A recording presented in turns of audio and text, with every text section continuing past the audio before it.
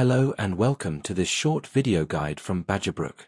During this video we will guide you through a few different techniques for weaving your 3D string art kits. These kits are especially designed and made only by BadgerBrook, and they open up a whole new world of creativity and enjoyment.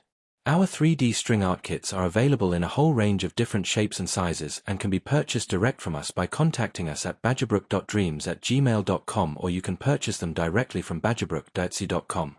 We won't cover the construction of the frames in this video. The printed guide included in your kit shows you step by step how to build your frames. So we'll assume you have already made your frames and you're ready to start weaving. We'll use a simple sphere for the purposes of this video, but the principles are the same whatever shape you choose to use. However, the stellar tetrahedron frame is a little different, and we will have a separate video available for that. The first technique we'll show creates a simple but pleasing curved pattern in different quadrants of your frame. Here we've already constructed our frame and anchored our thread by locking it behind one of the small square lugs. We have then guided the thread into the first groove on the nearest rib. If we imagine that we are the piece of string and we have come out of that first groove, we then want to turn 90 degrees to the right and travel down until we meet the next rib. We'll then guide the string into the first groove of that new rib. This time, still imagining that we are the piece of string. As we exit the groove, we will do a left turn and travel until we meet the next rib, where we will go into that first groove once again. From here we are simply going to repeat the same steps. Out of the groove, right, then left, then right. We repeat our right and left turns on each successive rib until we come all the way back round to the first groove where we anchored our thread at the start. This time we will choose the next free groove on that first rib.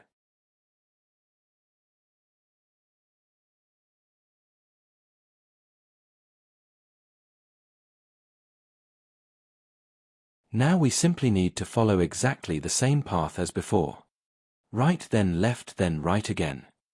The only difference is that with each new revolution we move across to the next free groove. We are now on our third revolution and we choose the third groove.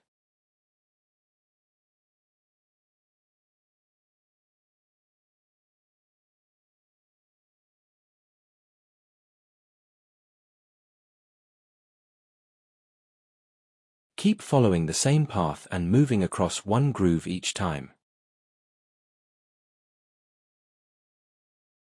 Gradually your pattern will start to emerge.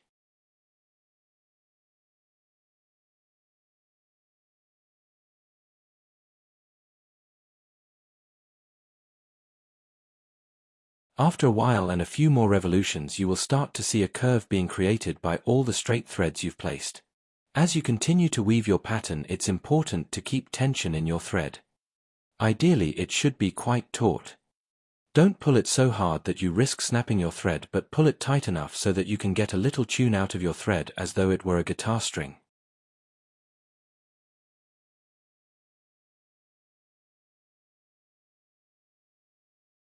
Keep following the same path and repeating your left and right pattern.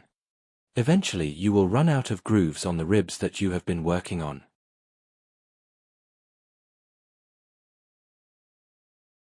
At this point, you can anchor your thread again using a small amount of glue on the end of a toothpick.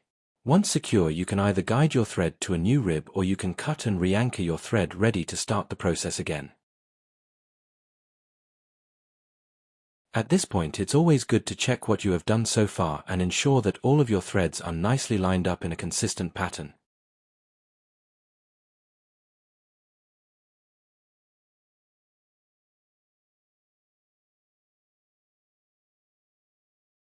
If needed, you can use one of your toothpicks to ensure that all your threads sit neatly in their grooves.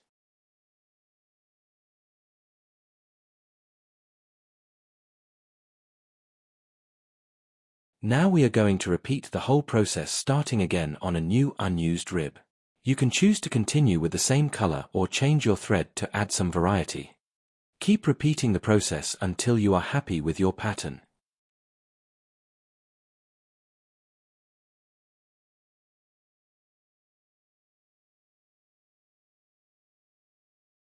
Now we are going to introduce a new weave technique.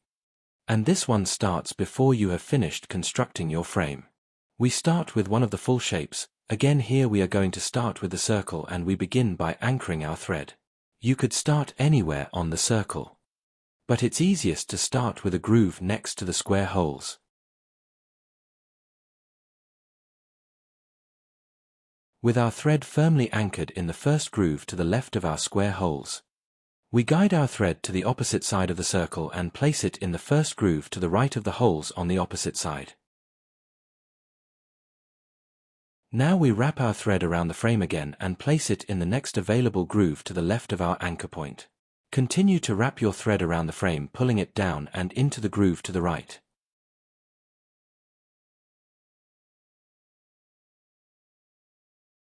Keep following the same path each time, moving across one groove.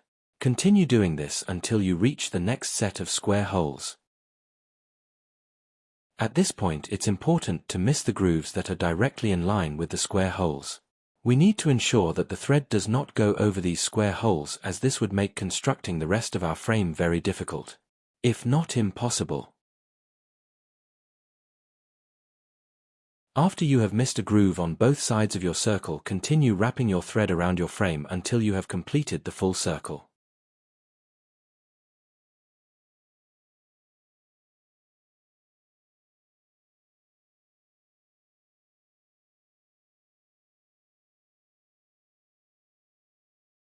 Once you have completed your full circle, anchor your thread with a small amount of glue and a toothpick and cut off the excess thread. Now you can continue to construct your frame in the normal way, but here we are going to introduce an additional weaving technique to add even more depth to your 3D string art. We start by adding the next pieces of our frame. When adding the next parts, ensure that you use the pieces that have the slot on the outside of the rib, so that you can slide the final pieces into place after your next bit of weaving.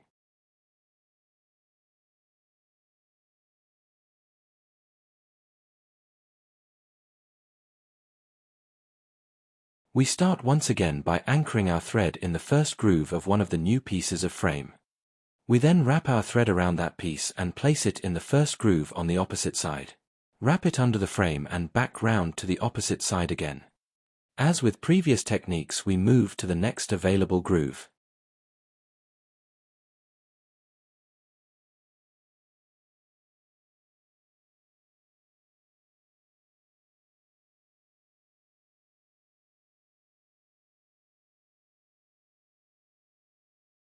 Continue wrapping your thread around the frame until you reach the inner point of the triangle. Leave the top section clear to ensure that you can slide the final pieces of your frame into place. Repeat this on the opposite side of the frame, if desired, before adding the final pieces.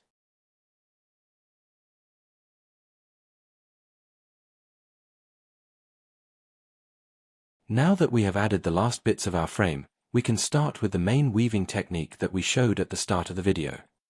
Obviously, adding in these early weaving steps, part-way through construction, is entirely your choice. There is no right or wrong way to weave your frames. Every step is a personal choice, from the shape frame you choose, to the color thread, and the weaving patterns. It's your choice and your work of art. Have fun, explore, and enjoy.